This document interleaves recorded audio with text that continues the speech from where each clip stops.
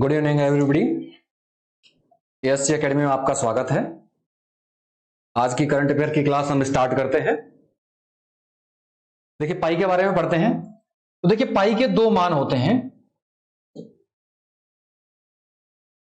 पाई के दो मान होते हैं।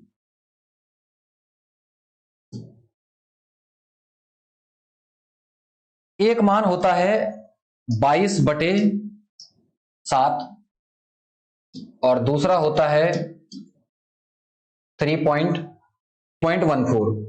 देखिए 22/7 होता है, इसको 22 जुलाई को, इस आधार पर कब 22 जुलाई को क्या मनाया जाता है? पाई सन्निकट दिवस।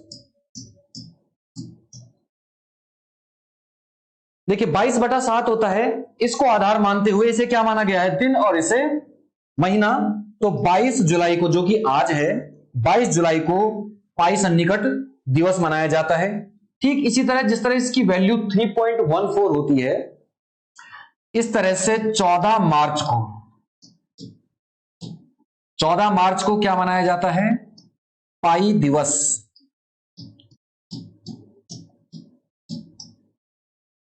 देखिए पाई पर दो दिवस मनाए जाते हैं। एक मनाया जाता है 14 मार्च को, क्योंकि उसकी वैल्यू है 3.14, उस आधार पर मनाया जाता है पाई दिवस। और दूसरा 22/7, इसकी वैल्यू दूसरी भी होती है, और इसके आधार पर 22 जुलाई को मनाया जाता है पाई सन्निकट दिवस। अब देखिए जो पाई है उसकी खोज किसने की थी?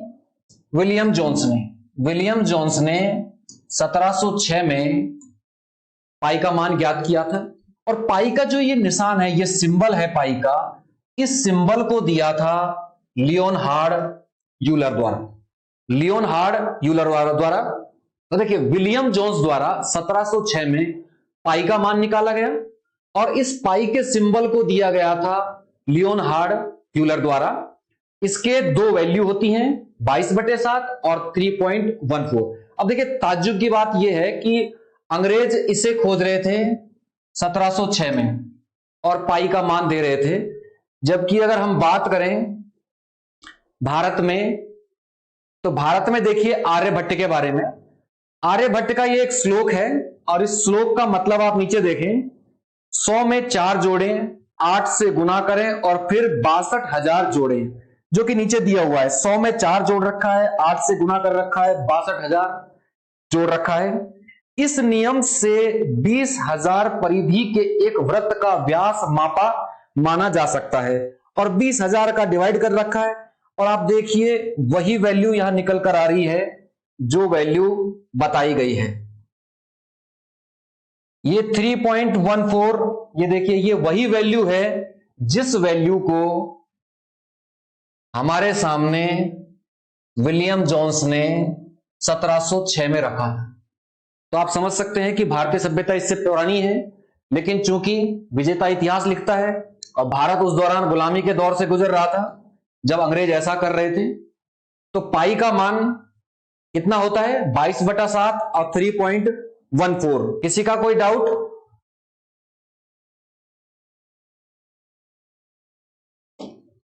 देखिए आगे हम देखते हैं मणिपुर हिंसा के बारे में।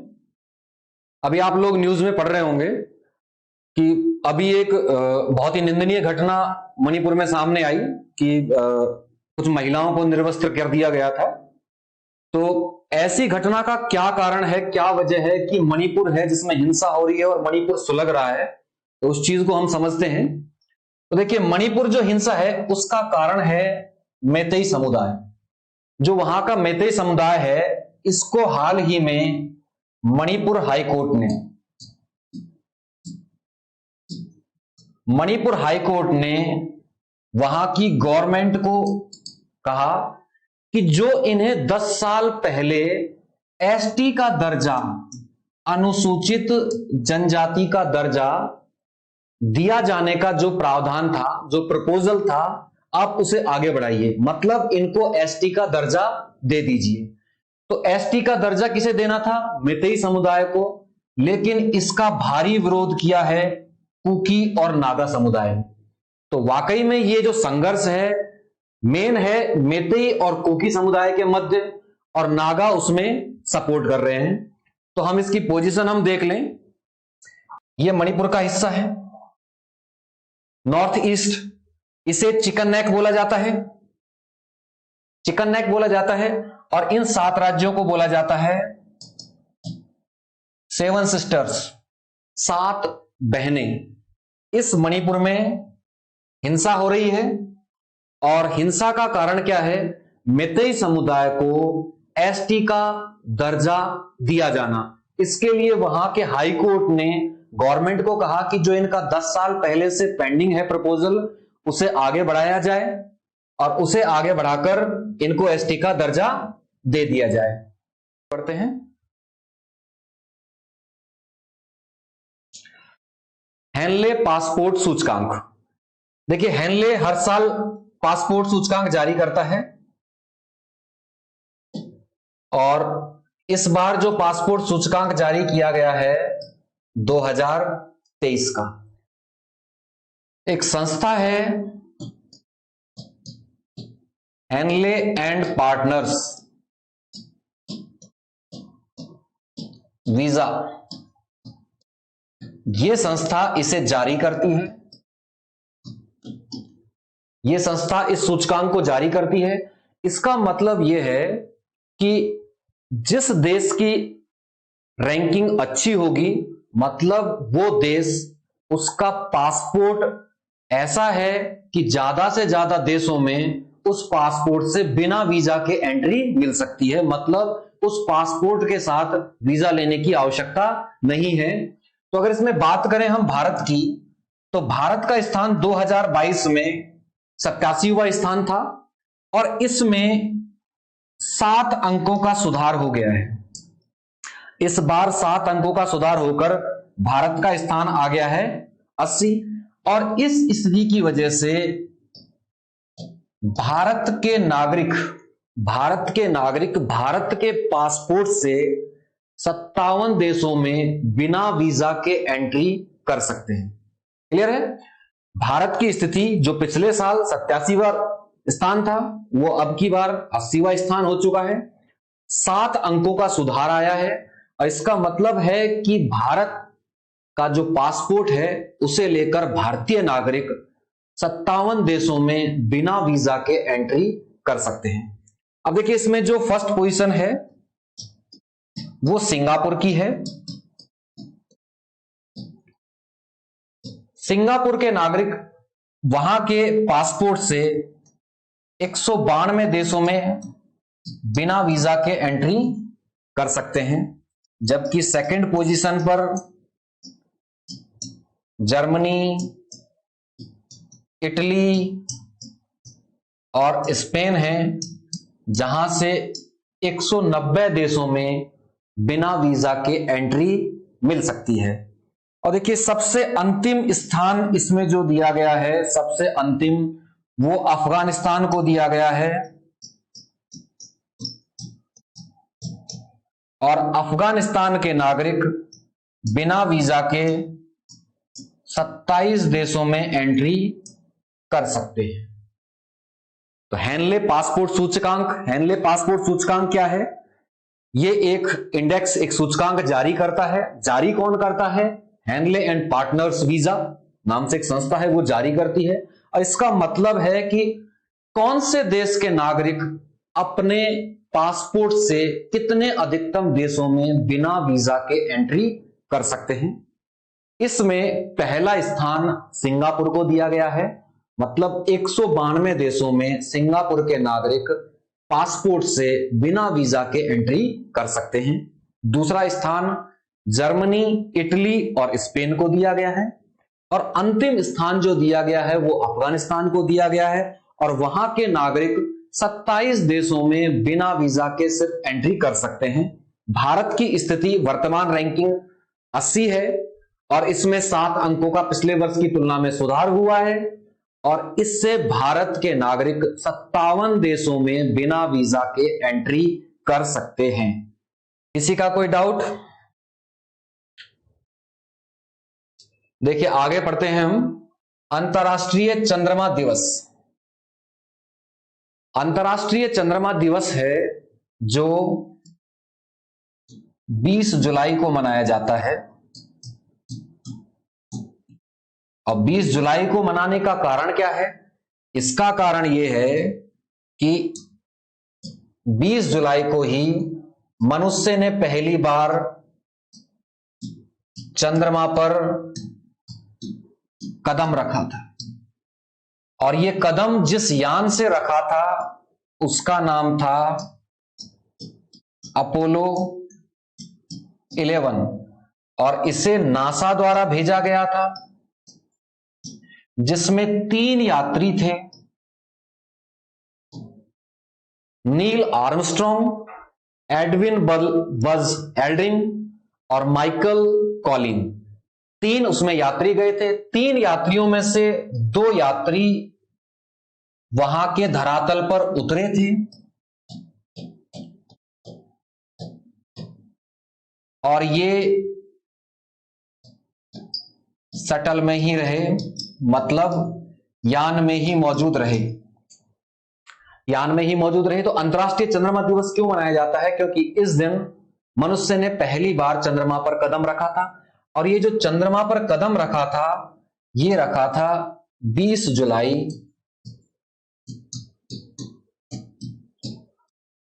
1969 को। और जिस साल चंद्रमा पर मनुष्य ने कदम रखा उसी साल भारत में इसरो का गठन हो रहा था। उसी साल भारत में क्या हो रहा था? इसरो का गठन हो रहा था। इससे संबंधित कोई डाउट है तो बताएं। Any doubt? चलिए आगे बढ़ते हैं। मंगल पांडे जयंती। मंगल पांडे का नाम सभी जानते हैं। मंगल पांडे हैं, उनका जन्म 19 जुलाई 1827 में हुआ था। 19 जुलाई, तो उनकी जयंती कब मनाई जाती है? 19 जुलाई को मनाई जाती है। और इनका जो जन्म हुआ था, नगवा गांव है, बलिया जिला है और यूपी उत्तर प्रदेश के बलिया जिले के नगवा गांव में इनका जन्म हुआ था।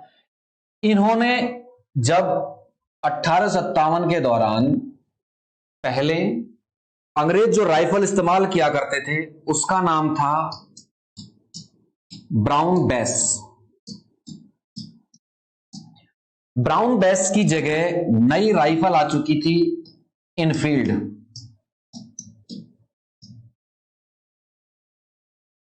इनफील्ड नामक राइफल आ चुकी थी और इस राइफल में जो कारतूस डाला जाता था उसे दांतों से काटना होता था और उसमें गाय और सूअर की चर्बी लगी होने की खबर फैल गई। जब यह खबर फैल गई और इन्होंने इस राइफल का इस्तेमाल करने से मना कर दिया, बाद में इन्होंने 29 मार्च 1857 को अपने अधिकारियों को गोलियों से भून दिया था, उन्हें मार दिया था। बाद में यहीं से 1857 की क्रांति की ज्वाला भड़क उठी और इनको 8 अप्रैल 1857 को फांसी की सजा दे दी गई।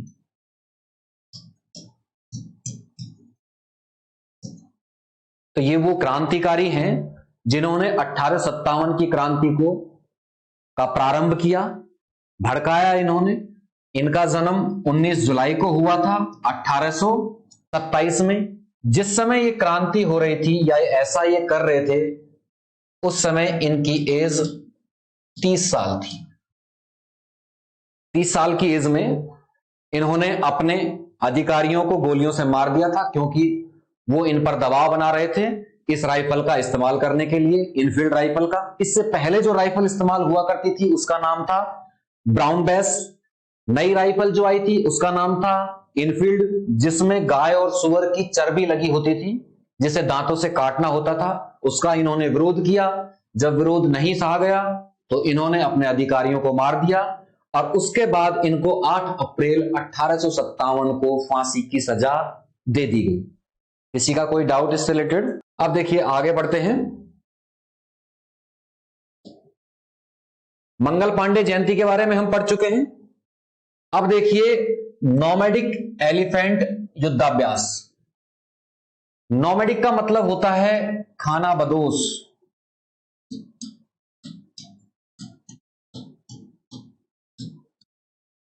खानाबदोश मतलब घूमंतु जीवन जीने वाला। ये जो युद्धाभ्यास है ये उलान बटोर में हो रहा है और उलान बटोर जो है वो मंगोलिया की राजधानी है। मंगोलिया की राजधानी है। मंगोलिया रूस और चीन के बीच में एक स्टेट है जो लैंडलॉक्ड है, मतलब कहीं से भी वो समुद्र से नहीं लगा हुआ है। तो रूस और चीन के बीच में मंगोलिया है। जो ये नोमैडिक एलिफेंट युद्धाभ्यास है ये भारत प्लस मंगोलिया के बीच हो रहा है। 17 से 31 जुलाई 2023 तक ये चलेगा। ये क्या है? एक सैन्य युद्धाभ्यास है। सैन्य युद्धाभ्यास है।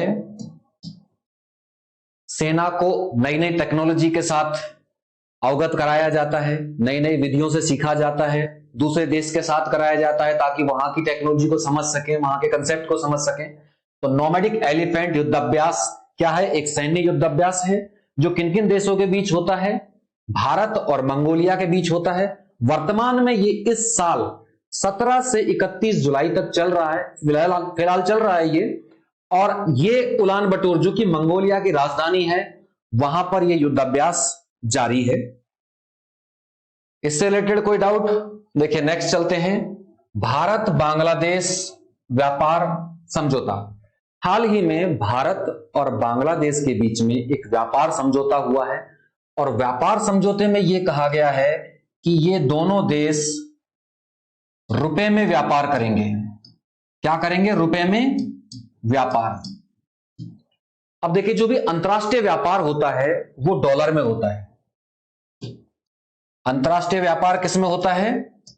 डॉलर में होता है। कारण यह है कि डॉलर को सबसे ज्यादा स्थायी मुद्रा माना गया है, डॉलर को, और इस वजह से डॉलर पर सभी देशों की डिपेंडेंसी बढ़ती जा रही है।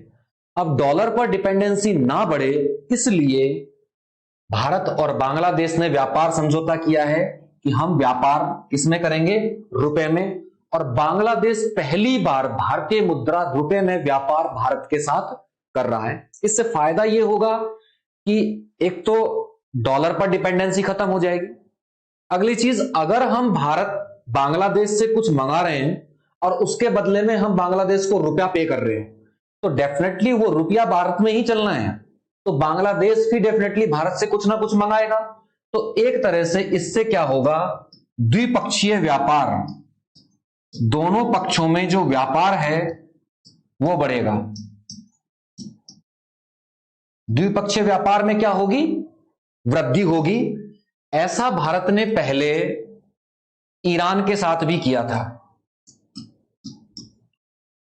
ईरान के साथ भी भारत ने ऐसा समझौता किया था, लेकिन ईरान ने जब परमाणु परीक्षण कर लिया और अमेरिका ने जब उस पर दबाव बनाया तो उस पर प्रतिबंध लगा दिए गए थे और उन प्रतिबंधों के कारण भारत को बैकफुट पर आना पड़ा और वो व्यापार समझौता आगे ज्यादा समय नहीं बढ़ पाया था। हाल ही में यह व्यापार समझौता किसके साथ हुआ है? बांग्लादेश के साथ हुआ है। अब यहां खास बात है, जो रुपया है इसका सिंबल क्या है? यह है, यह रुपए का सिंबल है। यह रुपए का सिंबल गवर्नमेंट ने जारी कर दिया गया था 15 जुलाई 2010 को। गवर्नमेंट ने रुपए का सिंबल कब जारी किया था? 15 जुलाई 2010 को।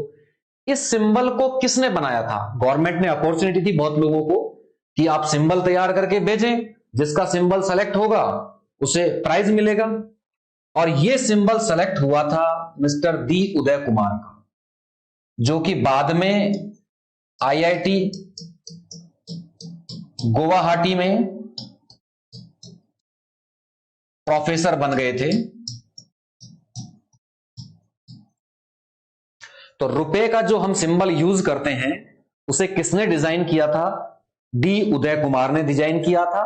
बाद में भारत सरकार ने उसे 15 जुलाई 2010 को जारी कर दिया था। मिस्टर डी उदय कुमार, उनको बाद में जॉब मिल गई थी आईआईटी गुवाहाटी में, उसमें प्रोफेसर के पद पर। तो यहां क्लियर हुआ, भारत और बांग्लादेश के मध्य व्यापार समझौता हुआ है जिसमें वो रुपए में व्यापार करेंगे। इससे क्या फायदे होंगे? दो बड़े फायदे होंगे। डॉलर पर डिपेंडेंसी खत्म हो जाएगी, भारत के रुपए की वैल्यू बढ़ेगी, और अगली चीज, दोनों में द्विपक्षीय व्यापार अधिक बढ़ेगा, बढ़ने की संभावना होगी। रुपए का जो सिंबल है वो 15 जुलाई 2010 को गवर्नमेंट द्वारा जारी किया गया था और इसे डिजाइन किया गया था मिस्टर डी उदय कुमार द्वारा। कोई डाउट? चलिए आगे बढ़ते हैं, नेक्स्ट टॉपिक की तरफ मूव करते हैं।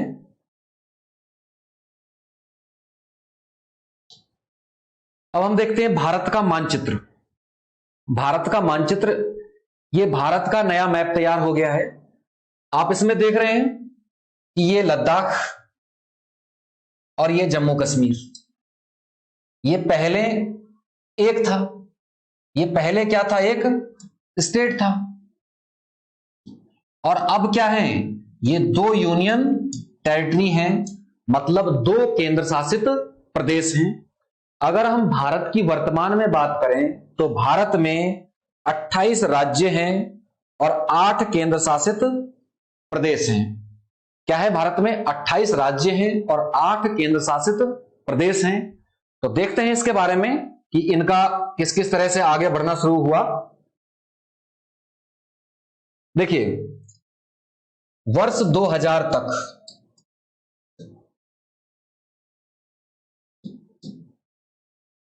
तक भारत में 25 राज्य थे और 7 केंद्र शासित प्रदेश थे, यानी यूनियन टेरिटरीज थी 7। तो 25 राज्य थे और 7 केंद्र शासित प्रदेश थे।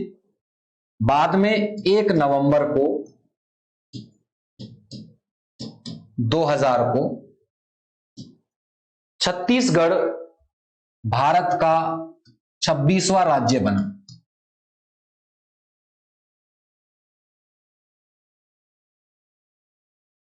देखिए, छत्तीसगढ़ भारत का 26वां राज्य बना। छत्तीसगढ़ किससे अलग हुआ था? एमपी से। मध्य प्रदेश से अलग होकर भारत का 26वां राज्य बना। मैं आप लोगों को यही बता दूं कि भारत का सबसे बड़ा राज्य पहले मध्य प्रदेश था। पहले क्या था? भारत का सबसे बड़ा राज्य मध्य प्रदेश, और राजस्थान है जिसका स्थान दूसरा था। लेकिन मध्य प्रदेश का टुकड़ा होते ही, मध्य प्रदेश का जैसे ही विभाजन होता है 1 नवंबर को, तो इस दिन राजस्थान क्षेत्रफल की दृष्टि से प्रथम स्थान पर आ जाता है और एमपी क्षेत्रफल की दृष्टि से सेकंड हो जाता है। क्लियर? छत्तीसगढ़ किस दिन बनता है? 1 नवंबर 2000 को भारत का 26वां राज्य बनता है। किससे अलग होकर बनता है? मध्य प्रदेश से बनता है। और उसी दिन राजस्थान क्षेत्रफल की दृष्टि से प्रथम स्थान पर आ जाता है और मध्य प्रदेश क्षेत्रफल की दृष्टि से दूसरे स्थान पर चला जाता है। इसके बाद में 9 नवंबर को 2000 को भारत का 27वां राज्य बनता है उत्तरांचल, जिसे बाद में उत्तराखंड नाम दे दिया गया था। तो उत्तरांचल किससे अलग होता है? यूपी से। उत्तर प्रदेश से अलग होकर बनता है उत्तरांचल, जिसे बाद में उत्तराखंड नाम दे दिया जाता है। 15 नवंबर को वर्ष 2000 में ही भारत का 28वां राज्य बनता है झारखंड, और झारखंड किससे अलग होता है? बिहार से। बिहार से पृथक होकर झारखंड एक नया राज्य बन जाता है। यहां खास बात यह है कि 15 नवंबर को झारखंड के क्रांतिकारी रहे हैं, आदिवासी क्रांतिकारी बिरसा मुंडा।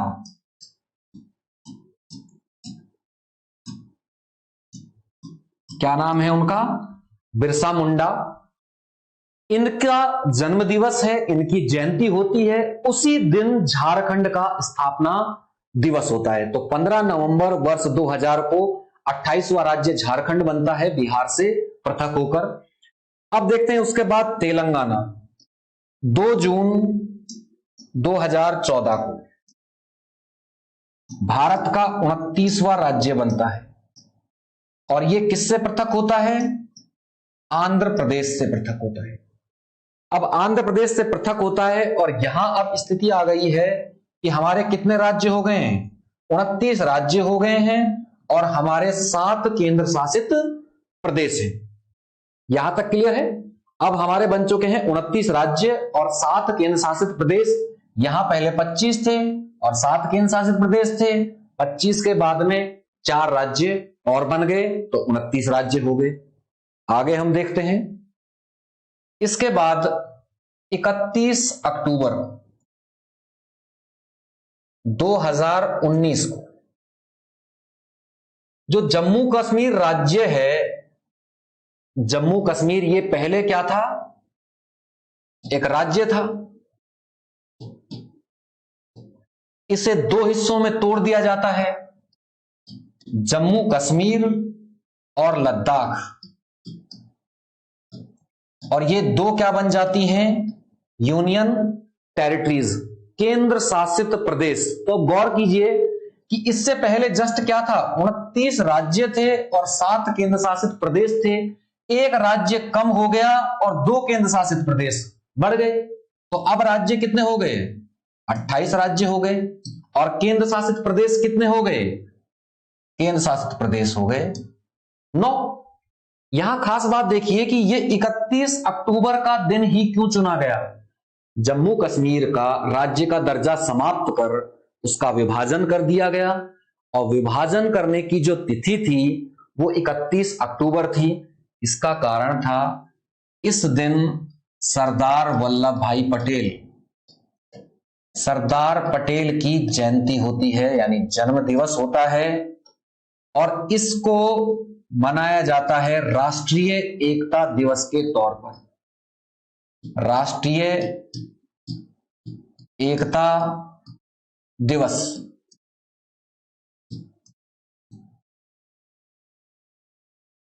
क्लियर है? 31 अक्टूबर को जम्मू कश्मीर राज्य का विभाजन होता है और उससे राज्य का दर्जा समाप्त कर 2 केंद्र शासित प्रदेश बना दिए जाते हैं। 31 अक्टूबर को ही सरदार वल्लभ भाई पटेल की जयंती होती है और उस सरदार वल्लभ भाई पटेल की जयंती को किस रूप में मनाया जाता है? राष्ट्रीय एकता दिवस के रूप में, क्योंकि सरदार वल्लभ भाई पटेल जिन्हें भारत में लौह पुरुष बोला जाता है, क्या बोला जाता है? लौह पुरुष बोला जाता है। और इनके प्रयासों से ही भारत का वर्तमान रूप है, अन्यथा हो सकता है कि भारत के जैसे कितने ही टुकड़े होते, क्योंकि भारत की सारी रियासतों का लगभग इन्होंने एकीकरण भारत में कर दिया था। अब देखिए उसके बाद दादर नगर हवेली और दमन दीव, ये 2 अलग अलग केंद्र शासित प्रदेश हैं। इन दोनों केंद्र शासित प्रदेशों को 26 जनवरी 2020 को इनका विलय कर दिया गया। क्या कर दिया गया? इन दोनों का विलय कर दिया गया और नया केंद्र शासित प्रदेश क्या बन गया? दादर नगर हवेली, दमन दीव। और इस तरह से अब 28 राज्य और 8 केंद्र शासित प्रदेश हो गए हैं। क्लियर? तो वर्तमान समय में हम जो भारत का ये नक्शा देख रहे हैं, इस भारत के नक्शे में 28 राज्य और 8 केंद्र शासित प्रदेश हैं, जिनके बनने की प्रक्रिया इस तरह से रही है और वर्तमान में 28 राज्य और 8 केंद्र शासित प्रदेश बन गए हैं। रिवीजन कराऊं इसका? देखिए, वर्ष 2000 तक भारत में 25 राज्य थे और 7 केंद्र शासित प्रदेश थे। 1 नवंबर 2000 को 26वां राज्य बनता है छत्तीसगढ़ मध्य प्रदेश से टूटकर अलग होता है। राजस्थान का क्षेत्रफल सबसे बड़ा हो जाता है और मध्य प्रदेश का दूसरा स्थान हो जाता है।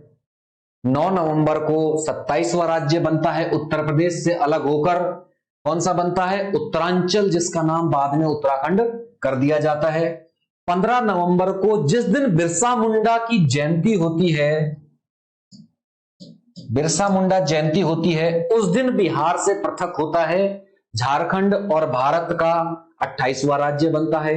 2 जून 2014 को भारत का 29वां राज्य आंध्र प्रदेश से पृथक होकर बनता है तेलंगाना, और इस तरह राज्य हो जाते हैं 29 और केंद्र शासित प्रदेश रहते हैं 7।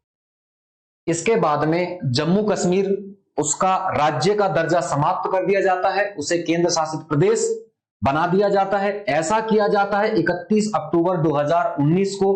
इसी दिन राष्ट्रीय एकता दिवस मनाया जाता है, जो कि सरदार वल्लभ भाई पटेल की जयंती होती है, और सरदार वल्लभ भाई पटेल को भारत का लौह पुरुष कहा जाता है। अब देखिए, उसके बाद दादर नगर हवेली और दमन दीव, इन दोनों का विलय कर दिया जाता है। हमारे गणतंत्र दिवस यानी 26 जनवरी को 2020 में विलय कर दिया जाता है, और इस तरह करके हमारा वर्तमान भारतीय नक्शा सामने आता है। 28 राज्य और 8 केंद्र शासित प्रदेश।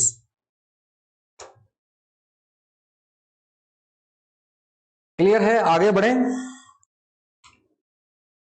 किसी का कोई डाउट?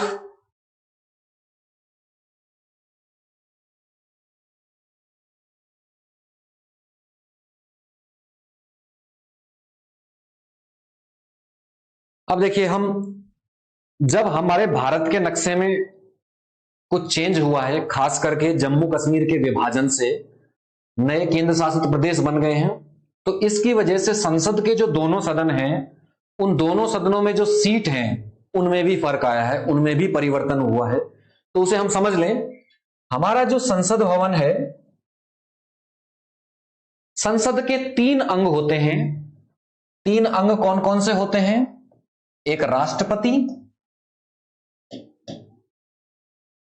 दूसरा राज्यसभा और तीसरा लोकसभा। संसद के 3 अंग होते हैं, राष्ट्रपति, राज्यसभा और लोकसभा। किंतु राष्ट्रपति उसका हिस्सा नहीं होते हैं। कारण है, इन्हें अभिन्न अंग कहा जाता है। इन्हें क्या बोला जाता है? अभिन्न अंग। मतलब इन्हें पृथक नहीं किया जा सकता। और उसका कारण क्या है? जब भी कोई कानून बनता है तो वो कानून संसद के दोनों सदनों से पारित होता है, और पारित होने पर वो कानून नहीं बन जाता है, बल्कि उस पर राष्ट्रपति के साइन होने के बाद वो कानून बनता है। तो हमारी संसद क्या बनाती है? हमारी संसद क्या है? विधायिका है। और विधायिका का काम क्या है? विधान बनाना। और विधान कब बनेगा? जब दोनों सदन पारित करेंगे और राष्ट्रपति उस पर हस्ताक्षर कर देंगे। तो राष्ट्रपति क्या है? संसद के अभिन्न अंग हैं। क्लियर है? संसद के अभिन्न अंग हैं। अब आगे देखें, राज्यसभा।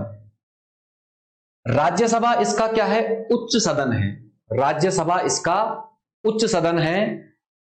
एक चीज हम समझें, राज्यसभा में जो लोग जाते हैं उनका चुनाव कौन करता है?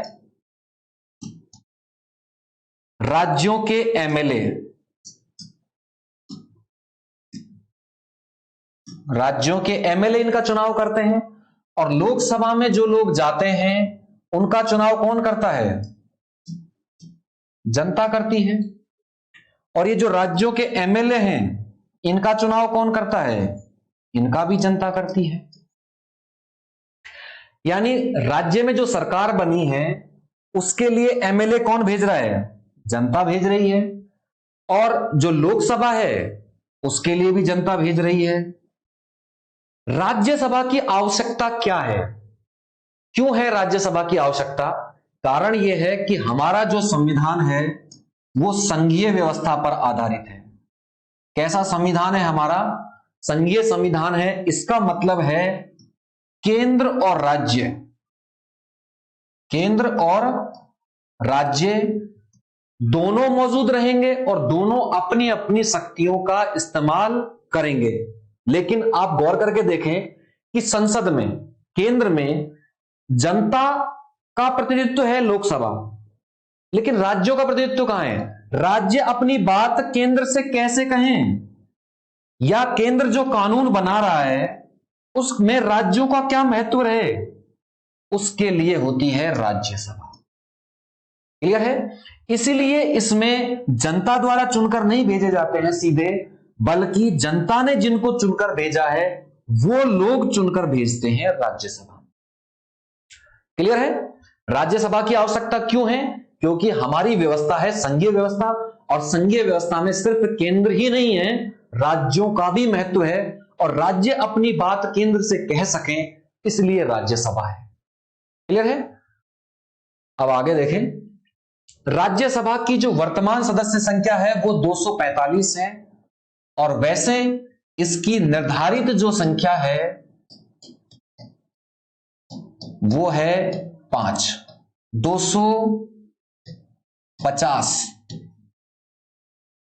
250 यानी टोटल कितनी सीट है? 250 सीट हैं, जिनमें से वर्तमान कितनी सीटों पर इलेक्शन होता है?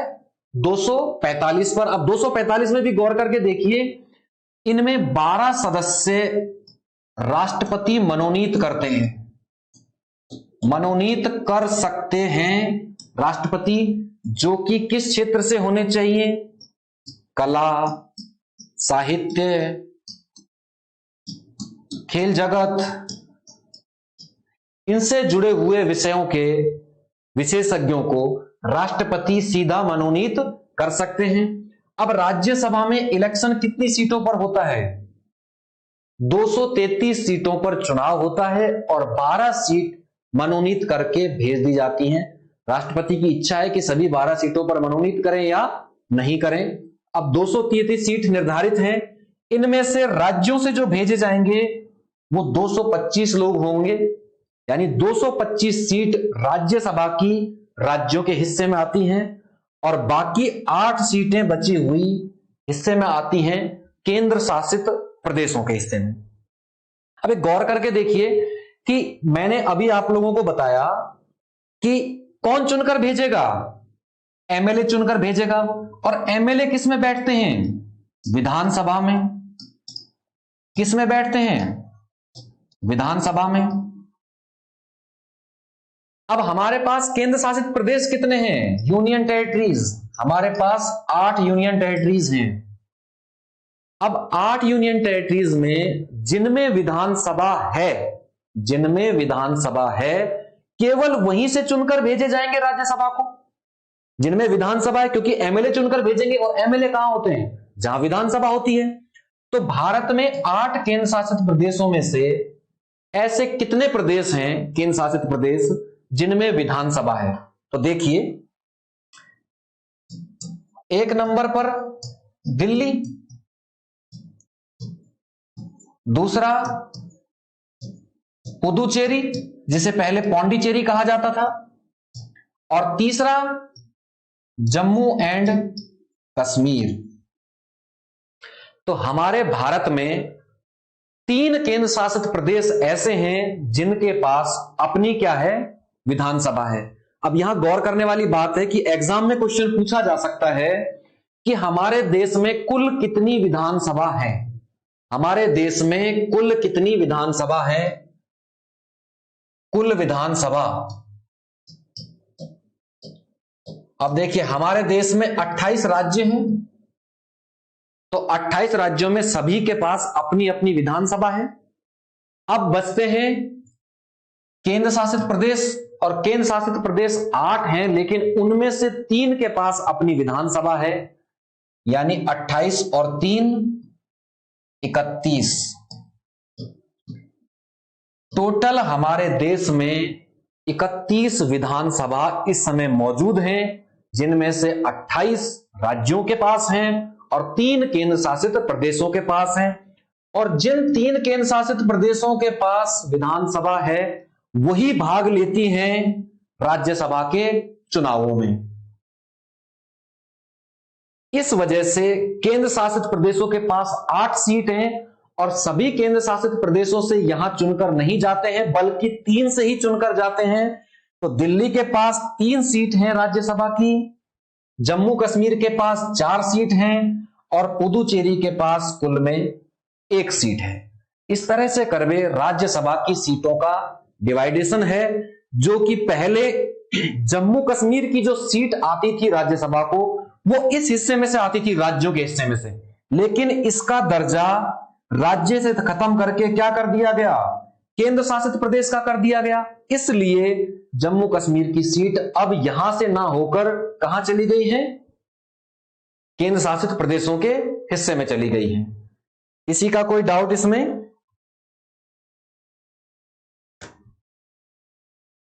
अब देखिए, यह हो गया राज्यसभा के बारे में। अब हम पढ़ते हैं लोकसभा के बारे में। तो देखिए, लोकसभा की जो कुल सीटें हैं भारत में, कुल सीट 552 है, लेकिन वर्तमान में जो भरी जाती हैं वो 545 सीट है। और इन 545 सीटों को 2 हिस्सों में तोड़ दिया गया है। 2 व्यक्ति मनोनीत किए जाते हैं जो कि किस समुदाय के होते हैं, ये एंग्लो इंडियन समुदाय के होते हैं। एंग्लो इंडियन समुदाय मतलब जिनके माता पिता दादा दादी तो विदेश चले गए हो या विदेश से भारत आकर बस गए हो, मतलब भारत और विदेशों के मध्य की कोई पीढ़ी हो, तो उसे एंग्लो इंडियन समुदाय। एक्चुअल में इसे शामिल क्यों किया गया था, क्योंकि बहुत सारे विदेशी लोग हैं वो भारत में ही रह गए थे और वो हमारे संसद में पार्टिसिपेट कर पाए या नहीं कर पाए, इसके लिए प्रावधान किया गया कि हो सकता है कि यहां की लोकल जनता उन्हें वोट ना दे और उन्हें प्रतिनिधित्व ना मिले, तो राष्ट्रपति को यह अधिकार दिया गया कि राष्ट्रपति ऐसे 2 व्यक्तियों को मनोनीत कर सकते हैं। लेकिन अभी हाल ही में 104वां संविधान संशोधन हुआ है। संविधान संशोधन हुआ है 2020 में और इसमें इन समुदाय का जो रिजर्वेशन था उस रिजर्वेशन को समाप्त कर दिया गया है। मतलब एंग्लो इंडियन समुदाय को जो संसद में यानी लोकसभा में जो रिजर्वेशन मिला हुआ था मनोनीत सीटों का, उसे समाप्त कर दिया गया है। तो अब ये 2 सीटें नहीं रही हैं। आगे देखें, निर्वाचित 543 सीटों पर ही वोट डाला जाता है लोकसभा के लिए। अब उन 543 सीटों का बाइफर्केशन हम देखें, राज्यों से लोग आते हैं 524 सीट भरी जाती हैं राज्यों से और केंद्र शासित प्रदेशों से भरी जाती हैं 19 सीट। अब उस 19 सीटों का जो हिस्सा है वो देखिए अलग अलग दे रखा है। दिल्ली के पास 6 सीट हैं, जम्मू कश्मीर के पास 5 सीट हैं, लद्दाख नया बना है उसके पास 1 सीट है। तो इनमें से क्वेश्चन पूछे जाने की संभावना है। राज्यसभा में इसको प्रतिनिधित्व नहीं मिला हुआ है, इसका कारण है क्योंकि इसके पास विधानसभा नहीं है, इसे मिला हुआ है, लेकिन लोकसभा में दोनों को मिला हुआ है। अब हमारे पास केंद्र शासित प्रदेश कितने हैं, 8 हैं और 8 में से 3 हम यहां लिख चुके हैं, बाकी बचे 5। 5 के पास 6 सीट हैं। 6 सीट में से 2 सीट दादर नगर हवेली और दमन दीव के पास है, क्योंकि दोनों के पास 1-1 सीट थी और उन्हें 26 जनवरी 2020 को मर्ज कर दिया गया है। तो उनके पास 2 सीट अवेलेबल हैं और बाकी के पास 1-1 सीट अवेलेबल है। तो दिल्ली के पास 6, लद्दाख के पास 1, जम्मू कश्मीर के पास 5, दादर नगर हवेली दमन दीव के पास 2 सीट और बाकी के पास 1-1 सीट है। इस तरह करके 19 सीट लोकसभा में केंद्र शासित प्रदेशों को दी गई है। किसी का कोई डाउट है तो पूछे इससे संबंधित। अभी देखिए, हमारा नया संसद भवन तैयार हुआ है और नया संसद भवन तैयार होने का आप कारण देखेंगे 42वां संविधान संशोधन हुआ,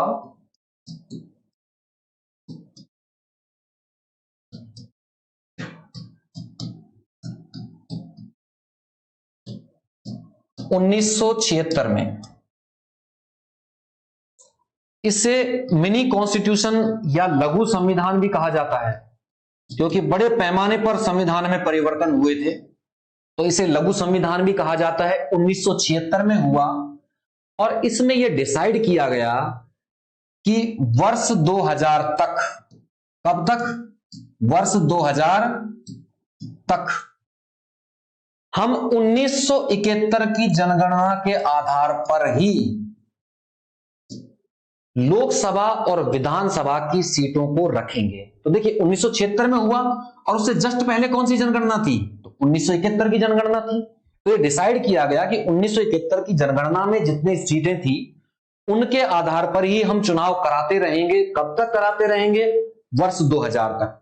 अब देखिए वर्ष 2000 आ गया और इन्होंने सीट बढ़ाई नहीं संसद ने, तो क्या किया? 42 का दुगना होता है 84। 84वां संविधान संशोधन आया। कब आया? 2000 में लिमिट खत्म हो रही थी तो 2001 में आ गया और यह डिसाइड कर लिया गया कि हम इस लिमिट को बढ़ाकर कर देते हैं 2026, यानी 2026 तक हम जो चुनाव होंगे उनका आधार किस जनगणना को रखेंगे? 1971 की जनगणना को।